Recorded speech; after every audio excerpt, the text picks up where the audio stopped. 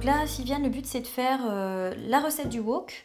En fait, j'ai choisi cette recette parce qu'en entrée, on avait déjà la betterave avec le fromage frais. Et du coup, là, le but c'est de faire un plat de résistance équilibré avec des pâtes pour toujours avoir la base de féculents.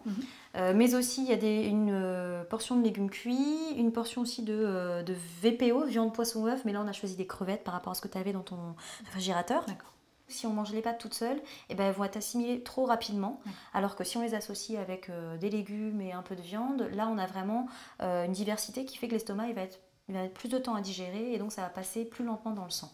Donc sans les féculents, tu n'auras pas de réserve d'énergie au niveau des muscles, donc tu ne seras pas du tout efficace par rapport à l'effort.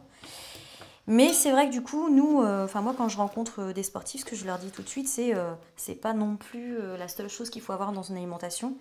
Et que du coup, il faut essayer de vraiment varier tout le temps son alimentation au quotidien. Voilà, avoir de tout.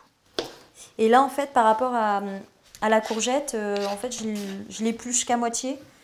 Parce que ça permet de garder quand même au niveau de la peau tout ce qui est vitamines et minéraux, parce que c'est concentré juste en dessous de la peau. Et les petits bouts blancs, là, on les enlève ou pas ça? Alors oui, en fait, là, c'est le germe. Et c'est très peu digeste.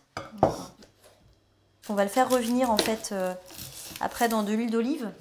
Ça apporte des graisses qui sont intéressantes pour le système cardiovasculaire. On va pouvoir préparer les pousses de soja. En fait, là, on les a pris en conserve, donc ça va être un peu plus salé. D'accord. Donc ce qu'on va faire, c'est laver les pousses de soja pour enlever le jus qui est très salé de conserve. Faut pas non plus laisser trop longtemps à cuire. Et comme ça, on va juste conserver une plus grande partie des vitamines qui sont sensibles à la chaleur en fait. Moins on les laisse sur le feu, plus on les conserve. Et en fait, il faut vraiment toujours avoir une VPO dans chaque repas. Les recommandations, elles se basent pas seulement que sur la santé, mais aussi sur le côté culturel de l'alimentation. C'est pour ça que le PNNS, le Programme National Nutrition Santé, recommande en fait 1 à 2 portions de viande, poisson, œuf par jour.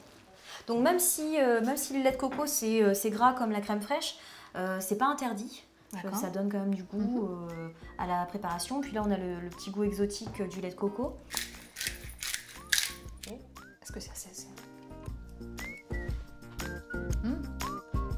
C'est bon? Parfait.